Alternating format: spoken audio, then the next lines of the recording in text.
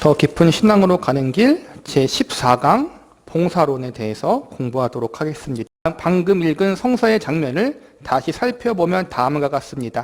다윗이 골리앗을 죽이고 나서 이스라엘 백성들 앞에 인기를 얻게 됩니다. 그러자 사울이 다윗을 시기해서 죽이려고 하는 바람에 다윗이 사울을 피해서 도망 다니게 되는데, 도망 다니다가 결국은 피할 데가 없어 적 블레셋으로까지 도망을 갑니다. 마침 블레셋의 방백 중에 아기스라는 사람이 다윗을 비호해주고 보증까지 서서 블레셋으로 귀화해 살도록 조치를 취해 주었습니다. 그 아기스 적국에서 말하자면 이스라엘 왕의 미움을 받아 이리로 들어온 사람이니까 귀화한 사람이라고 믿고 그를 비호해 주었지만, 다른 블레셋 사람들은 다윗을 믿지 않았습니다. 그런데 마침 블레셋하고 이스라엘 사이에 싸움이 일어났습니다. 그때 아기스의 생각에 이때야말로 다윗이 이스라엘을 버리고 블레셋 사람이 된 증거를 모든 사람에게 보여줄 좋은 기회로 여겼습니다. 그래서 다윗에게 함께 나가서 싸우자고 했습니다. 다윗 입장에서는 이스라엘을 배반한 것이 아니고 하나님을 배반했을 리는 없지만, 어쨌든 죽게 되어서 할 수 없이 와서 숨어있는 터라 안 나갈 수도 없고 나가서 싸우자니 답답하고 이럴 수도 저럴 수도 없는 상황에서 일단 따라 나섭니다. 아기스와 함께 싸움터에 나갔더니 전쟁하러 온 다른 방백들 사이에서 불평들이 대란했습니다.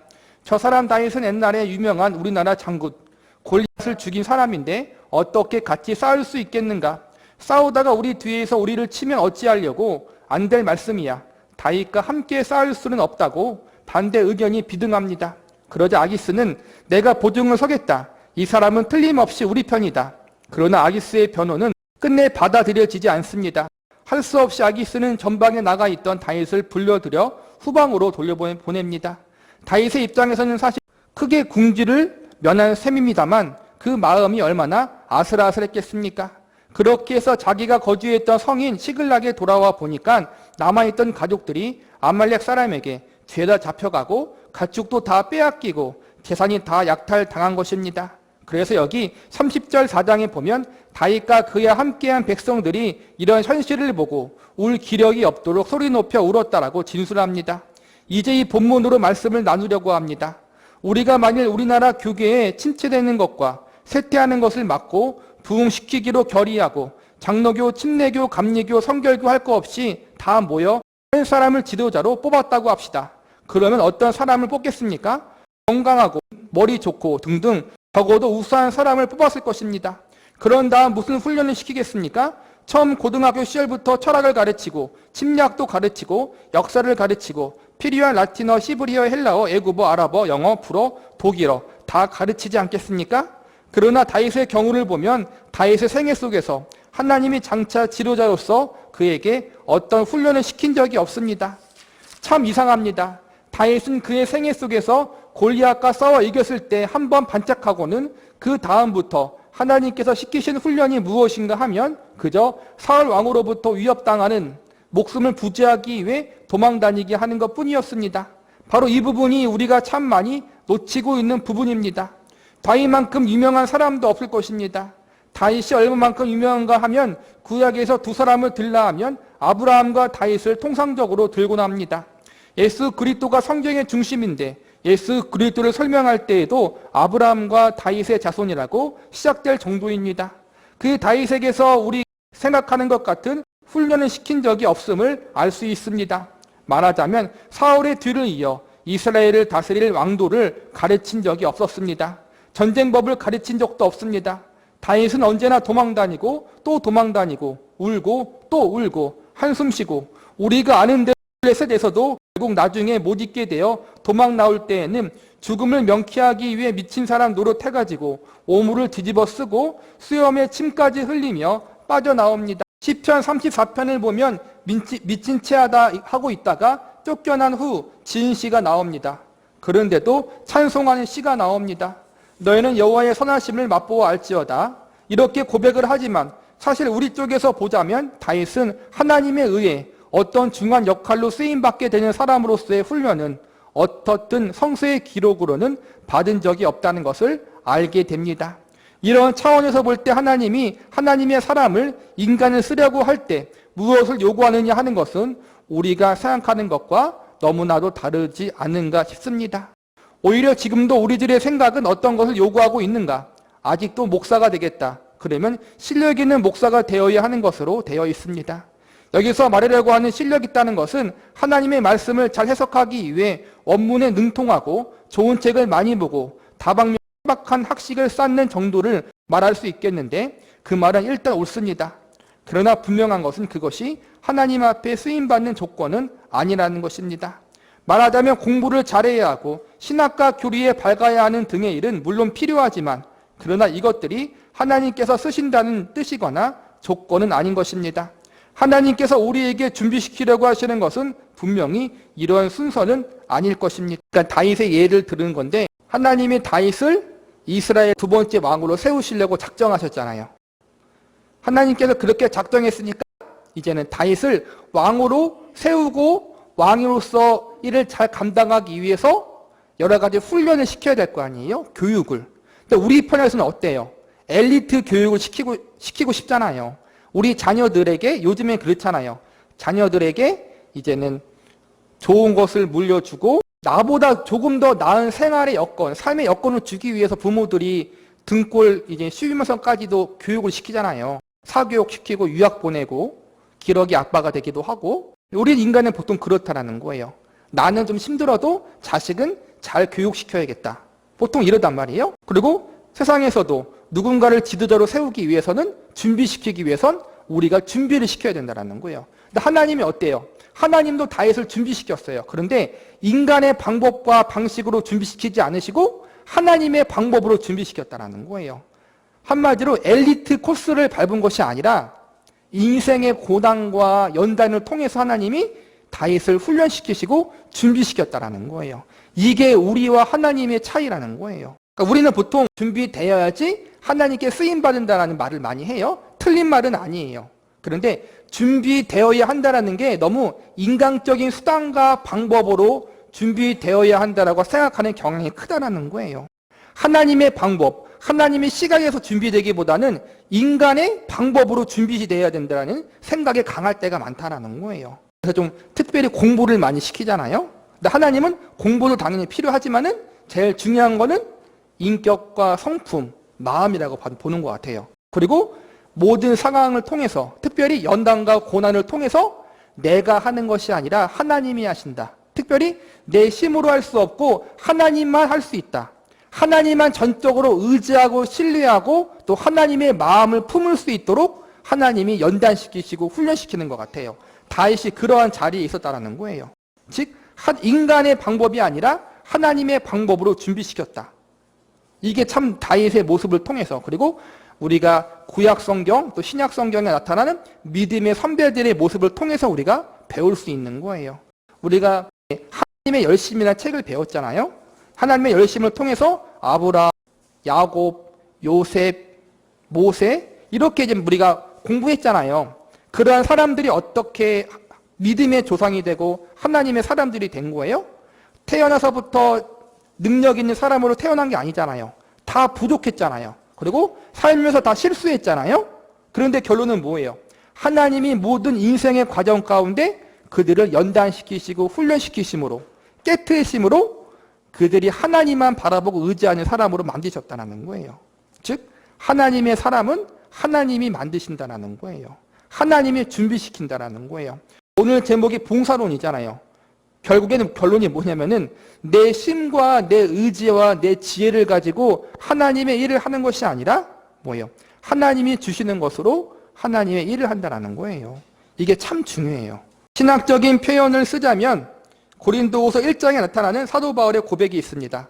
고린도후서 1장 8절부터 봅니다. 형제들아 우리가 아시아에서 당한 고난 환난을 너희가 알지 못하기를 원치 아니하노니 심에 지나도록 심한 고생을 받아 살 소망까지 끊어지고 우리 마음의 사형 선고를 받은 줄 알았으니 우리로 자기를 의뢰하지 말고 오직 죽은 자를 다시 살리시는 하나님만 의뢰하게 하십니다. 이게 하나님의 연단과 훈련 방법이라는 거예요. 사도 바울까지 살 소망이 끊어졌어요. 그러한 고난, 극단의 고난까지 사도 바울이 갔다라는 거예요. 근데 그걸 통해서 뭐를 배워요? 사도 바울이? 자기를 의지하지 않고 오직 죽은 자를 살리신 하나님만 의지하겠다라는 거예요. 사도 바울이 얼마나 위대해요? 사도 바울은 하나님만 의지했던 사람이에요. 그런데도 하나님을 의지했던 사도 바울인데 또다시 하나님을 의지하는 훈련을 시켰다는 거예요. 이게 참 중요해요. 하나님의 훈련은 끝이 없다. 사도 바울 같으면 그의 전생애를 걸쳐 보통 고생한 사람이 아닙니다. 고린도후서 11장에 보니까 40에 하나 감만매 5번 맞고 3번 태장을 맞고 여러 번 파선하고 강의 위험과 동족의 위험과 이방의 위험을 만나 굶고 춤고 헐벌어도다. 이렇게 말할 정도였습니다. 그런데 사실은 그런 고생 속에서도 사도 바울은 하나님 일만을 갖고 주님 앞에 서기만 하면 참으로 충성스러운 일꾼이었습니다. 그런데 사도 바울은 그의 복음을 전하러 다닌 일들과 과정을 보면 한 번도 형통한 자리에 있어 본 적이 없습니다. 언제나 고생만 했습니다. 지금 여기 언급된 대로 이야기하자면 아시아에서 당한 환난을 너희가 알게 하기를 원치 아니하노라라고 하면서 심에 지나도록 심한 고생을 받아 살 소망까지 끊어졌다고 고백하고 있습니다. 사도 바울이 살 소망까지 끊어졌다라는 이젠 인생 끝났다라고 한 거예요. 그 자리에까지 갔으면 얼마나 고생한 걸 여러분 알겠죠? 이 말은 사형 선고까지 받은 줄 알았다는 말입니다. 곧 이제는 완전히 죽었구나라고 생각했던 뜻입니다. 그런데 죽지 않았습니다. 말하자면 그 일은 하나님이 일하시는데 사도 바울 자신이 이제는 죽었구나라고 생각해야 하는 어떤 필요가 있기 때문에 하나님께서 하신 일인 것입니다. 그 필요를 사도 바울은 이렇게 말하고 있습니다. 이는 우리를 우리로 자기를 의뢰하지 말고 오직 죽은 자를 다시 살리는 하나님만 의뢰하게 하려 하심이라. 얼마나 우리의 개념과 다릅니까? 우리가 하나님의 일을 한다? 그럴 때에는 당연히 시련이 먼저 있어야 되고 하나님이 우리에게 요구하는 것은 죽어야 된다입니다. 말하자면 어떤 의미에서는 열심도 아니고 충성도 아니고 죽어야 된다입니다. 그래서 고린도후서 12장에 보면 사도 바울이 무엇을 요구했는가 하면 바로 이런 것이었습니다. 이 가시를 내게서 뽑아 주십시오. 그러나 이어서 고린도후서 12장 7절에 보니까 여러 계시를 받은 것이 지극히 크므로 너무 자고하지 않게 하시려고 내 육체의 가시 곧 사단의 사자를 주셨으니 이는 나를 쳐서 너무 자고하지 않게 하려 하십니다. 이렇게 말씀합니다. 이것이 내게서 떠나가기 위해 내가 3번 주께 간구하였더니 내게 이르시기를 내 은혜가 내게 족하다. 이는 내 능력이 약한 데서 온전하여 지기 때문이다. 사도 바울 쪽에서는 전혀 자기가 편안하려고 이 문제를 요구한 것은 아닙니다. 갈라디아서에 의하면 이것을 내 몸에 너희를 시험하는 것이 있다라고 설명해 주고 있습니다. 내 몸에 너희를 시험하는 것이 있다라는 그 언어가 간질이라는 단어에 어긋나고 같습니다. 그래서 사도 바울이 아마 간질을 알았을 것이라고 주장하는 학자도 있습니다. 사도 바울이 스스로를 이렇게 설명하는 것을 보면 외모도 불품도 없었고 또 엄전도 어눌했던 것으로 짐작이 갑니다. 그런데다가 이른바 간질을 앓고 있었다면 하나님의 일을 하는데 너무 치명적이었을 것입니다. 주를 위해 모든 걸 바쳤던 사도 바울에게 간질이 있었고 간질이 아니더라도 특별한 아픔과 고통, 해결할 수 없는 문제가 있었다는 거예요. 왜 그러느냐? 교만하지 않도록. 사도 바울이 교만했던 사람이 전혀 아니에요, 여러분. 그런데도 불구하고 하나님이 교만할까 봐 그랬대요. 그러니까 참 우리의 생각과 하나님 생각은 달라요. 그 육체의 가시가 없었다라면 사도 바울이 더 주님의 복음을 잘 증거했을 텐데 우리 생각은 그렇잖아요. 근데 하나님은 아니라는 거예요. 그러니까 이거 하나님의 생각과 인간의 생각은 다르다라는 거예요. 하나님의 일을 하는 것에 대한 인간의 기준과 하나님의 기준과 시각이 다르다라는 거예요. 우리 같으면 아무 문제 없고 모든 게 형통하고 물질이 풍부하고 인적인 자원이 많고 모든 게 다 갖춰지면은 주의를 잘 감당할 것 같은데 그게 아니라는 거예요. 사도 바울 보세요. 늘 고생했어요. 늘 고생했어. 늘 감옥에 갇히고 늘 매맞고 안 되는 것 같아요. 그런데 뒤돌아보면은 안 될 것 같은 상황 속에서 하나님이 그분의 일을 이루셨어요. 이걸 보면서 사도 바울이 뭘 느꼈어요? 내가 하는 것이 아니라 하나님이 하시는구나. 이게 하나님의 일을 하는 사람들의 자세고 하나님의 방법이라는 거예요. 사도 바울 쪽에서 생각하면 자기의 편안함을 위해서가 아니라 그가 감옥 갇혔든지 어디에 있든지 걱정을 안 하는 사람이었습니다. 사도행전 기록에 의하면 사도 바울이 밀레노에 머물면서 에베소로 사람을 보내어 장로들을 청한 다음 그들에게 이런 말을 하고 있습니다. 사도행전 20장 17절에서부터 20절입니다. 내가 예루살렘에 올라가면 무슨 일을 당할지 모른다. 그랬을 때 장로들이 염려했을 것입니다. 그러나 사도 바울의 결심은 단호했습니다. 그리고 이렇게 자신의 결심을 피력했던 사람입니다. 내 사명을 완수하기 위해서라면 나의 생명을 조금도 귀하게 여기지 아니한다. 그런데 이 부부는 다른 요구입니다. 이 가시를 내게서 뽑아 주십시오라고 주의 복음을 위해 간절하게 구했던 것입니다. 그럼에도 불구하고 주님께서는 그 요구를 거부했습니다. 우리가 현대식 목회자들의 입장에서 보자면 외국어를 잘하든가 좋은 책을 많이 썼다든가 더 많은 계시를 받아 영적 능력이 놀라울 만치 넘치든가 모든 방면에 탁월한 능력이 있는 사람이 된다든가 하는 이러한 사실은 성경이 요구하는 하나님의 사람으로서의 준비하는 거리가 멀다는 것을 알 수 있습니다. 특별히 열심에 관한 이야기를 하자면 제일 재미있는 것은 마태복음 16장 16절이 아닌가 합니다. 그 유명한 베드로의 고백입니다. 주는 그리스도시요 살아계신 하나님의 아들이십니다. 다음 21절 이하에는 이때부터 예수 그리스도께서 자기가 예루살렘에 올라가 장로들과 대제사장들과 서기관들에게 많은 모함을 받고 죽임을 당하고 제3일에 살아나야 할 것을 제자들에게 비로소 가르칩니다. 그러다 베드로가 예수님을 붙들고 가나여 가로되 주여 그리 마옵소서 이 일이 결코 주께 미치지 아니하리이다. 이것은 굉장한 고백입니다. 주님에게 무슨 일이 일어난다면 내가 결코 방관하고 있지 않겠습니다. 내가 주를 편들어서 주께 일어나는 많은 일들을 우선 내 손에서 맡고 처리할 것입니다. 만일 그래도 주께서 어려운 일이 생기면 내가 주와 죽음이라도 함께 하겠습니다. 이 고백에 대해 예수께서 돌이켜 베드로에게 이렇게 말씀하십니다. 사단아 내 뒤로 물러가라. 너는 나를 넘어지게 하는 자로라. 내가 하나님의 일을 생각하지 아니하고 도리어 사람의 일을 생각하는도다 하시고 이에 예수께서 제자들에게 이르시되 아무도 이제 나를 따라오려거든 자기를 부인하고 자기 십자가를 지고 나를 좇을 것이니라. 도대체 내가 하나님의 일꾼이 되고자 한다.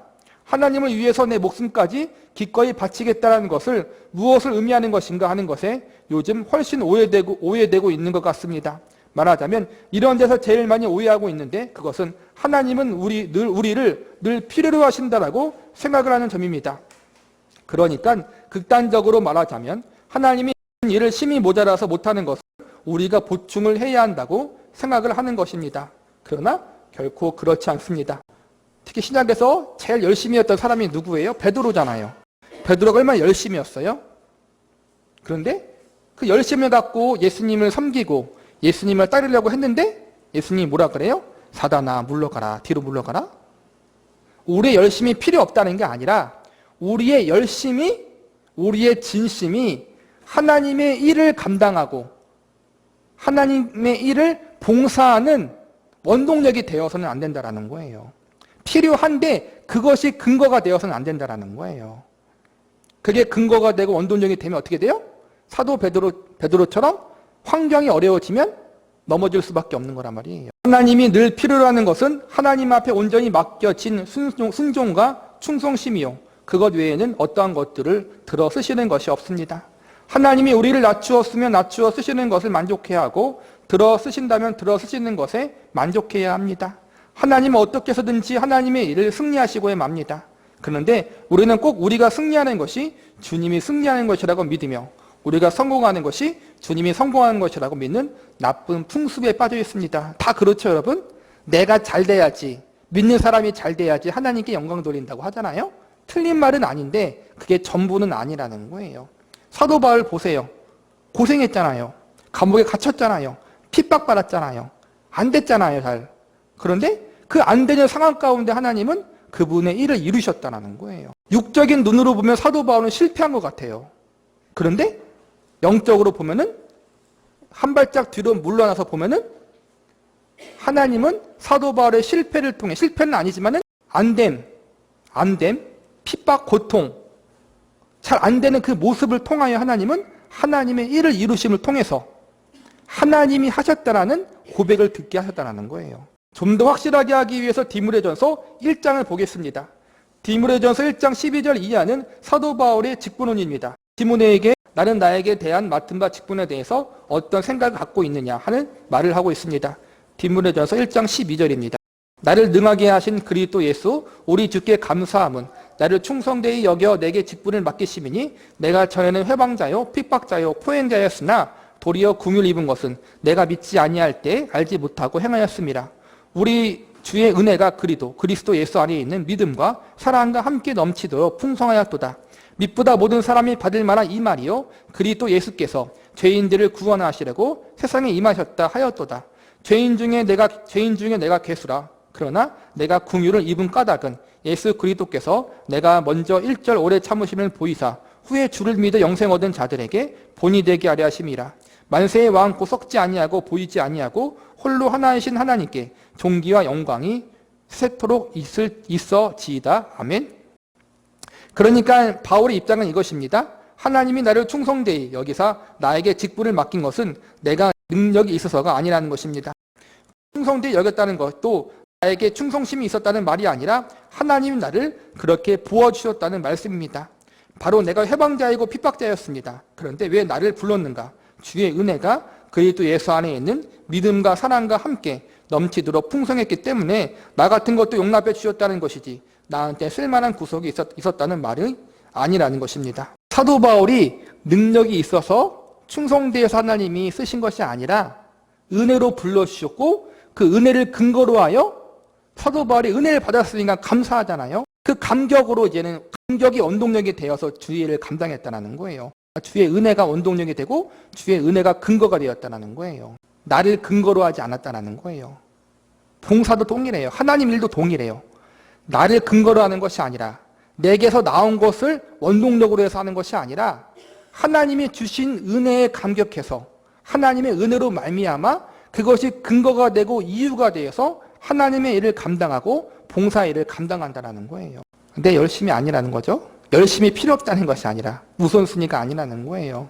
조심해야 돼요. 우리는. 또 사역자도 그런 게 있어요. 일부러 열심을 붙이려고 하는 게 있다는 거예요. 조심해야 돼요. 우리는. 그러면서 하는 말이 이것입니다. 나를 그렇게 품어주시고 나를 직분자로 불러주신 것은 그리스도께서 죄인을 구원하시려고 이 땅에 오셔서 나를 구원하시고 직임을 주셨고 모든 사람을 그렇게 구원하시는 분이다.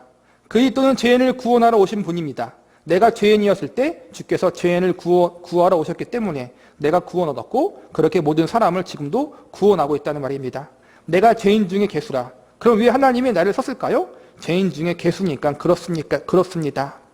그러나 죄인들 중에 제일 심각한 죄인인 나를 왜 하필 하나님이 쓰셨을까요? 그것은 내가 먼저 구원을 얻은 것은 후에 예수 그리스도를 믿어 영생 얻은 자들에게 본이 되게 하려 하시라고 쓰신 것입니다. 참 뭐가 본이 돼요, 여러분? 죄인 되었는데 하나님께 부름받은 게 본이 된대요. 내가 잘나서 하나님께 쓰임받고 내가 열심을 갖고 주의 일을 해서 하나님 앞에 본이 된 것이 아니라 나 같은 죄인도 하나님이 살렸으니까 나보다 덜 죄인인 당신은 하나님이 당연히 구원하지 않겠습니까?